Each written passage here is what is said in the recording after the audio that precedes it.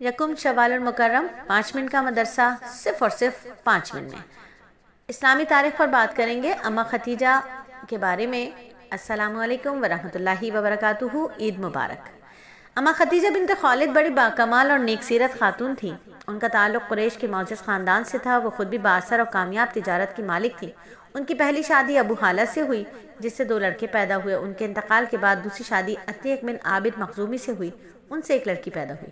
کچھ دنوں کے بعد عتیق کی بھی وفات ہو گئی۔ اماں ختیجہ کی شرافت اور مالداری کی وجہ سے بہت سے سرداران قریش ان کے ساتھ نکاح کرنے کے خواہشمند تھے، مگر انہوں نے سب سے انکار کر دیا۔ جب انہوں نے نبی صلی اللہ علیہ وآلہ وسلم کی امانت و سچائی کی شہرت سنی تو ان سے نکاح کی رغبت پیدا ہوئی۔ مزید تسلی کے لیے آپ صلی اللہ علیہ وآلہ وسلم کو مال تجارت دے کر اپنے غلام میسرہ کے ساتھ ملک شام بھیجا۔ پھر جب نبی صلی اللہ علیہ وآلہ وسلم سفر سے تشریف لائے تو اماں ختیجہ نے تجارت میں برکت اور آپ کی امانت اور اخلاق سے متاثر ہو کر خود نکاح کا پیغام بھیجا۔ نبی صلی اللہ علیہ وآلہ وسلم نے اس کا تذکرہ اپنے شفیق چچا ابو طالب سے کیا۔ انہوں نے بخوشی منظور کیا اور آپ کا نکاح حضرت ختیجہ سے کر دیا۔ اس وقت حضرت ختیجہ کی عمر 40 سال اور میرے نبی پاک صلی اللہ علیہ وآلہ وسلم کی مبارک عمر صرف اور صرف 25 سال تھی۔ اس تاریخی بات سے ہمیں بہت کچھ سیکھنے کو ملتا ہے۔ بیوہ خاتون دوسری مرتبہ بھی نکاح کر سکتی ہے، پھر بیوہ ہو جائے تو وہ پھر تیسری مرتبہ بھی نکاح کر سکتی ہے۔ ہم مزاج مناسب رشتہ نظر آئے تو وہ خود سے پیغام بھی دے سکتی ہے، اور لڑکا اگر کم عمر ہو تو وہ ایک بڑی عمر کی بیوہ سے شادی بھی کر سکتا ہے، چاہے وہ کنوارا ہی کیوں نہ ہو۔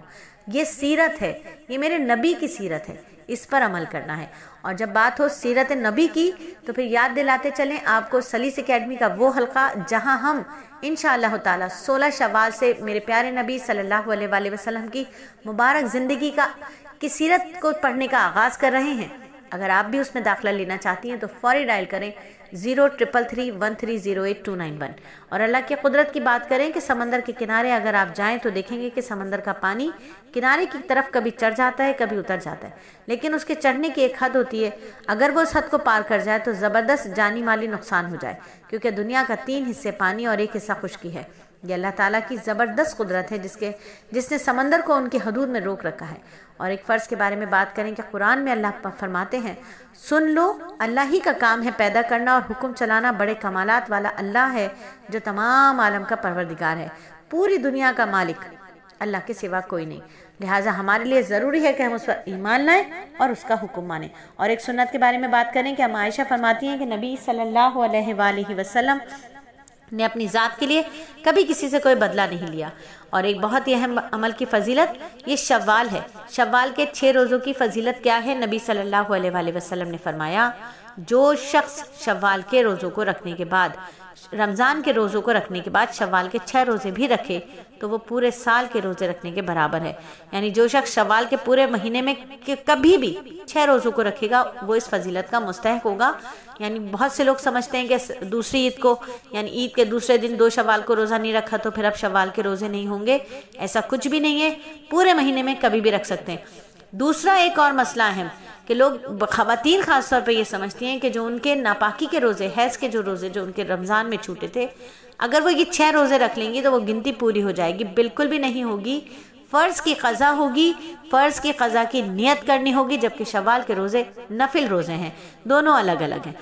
اور ایک گناہ کے بارے میں بات کریں کہ نبی صلی اللہ علیہ وآلہ وسلم نے فرمایا، منافق کی 3 نشانیاں ہیں، جب بات کرے تو جھوٹ بولے، وعدہ کرے تو پورا نہ کرے، جب کوئی امانت رکھی جائے تو اس میں خیانت کرے، اور موت اور مال کی کمی سے گھبرانا نہیں چاہیے۔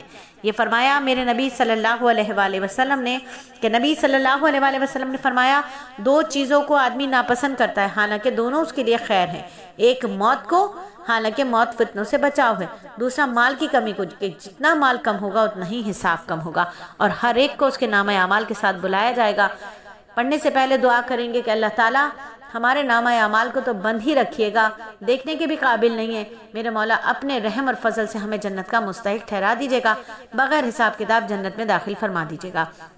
قرآن میں اللہ فرماتا ہے، وہ دن یاد کرنے کے قابل ہے جس دن تمام آدمیوں کو ان کے نامہ اعمال کے ساتھ محشر میں بلایا جائے گا، پھر جن کا اعمال نامہ ان کے دائیں ہاتھ میں دیا جائے گا وہ تو خوش ہو کر اپنے نامہ اعمال کو پڑھنے لگیں گے کہ ان پر ایک دھاگے کے برابر بھی ظلم نہیں کیا جائے گا۔ اور طب نبوی سے علاج کی بات کریں کہ نبی صلی اللہ علیہ وآلہ وسلم نے فرمایا، اللہ تعالیٰ نے ہر بیماری کے لیے دوا اتاری ہے، جب بیماری کو صحیح دوا پہنچ جاتی ہے تو انسان اللہ کے حکم سے ٹھیک ہو جاتا ہے۔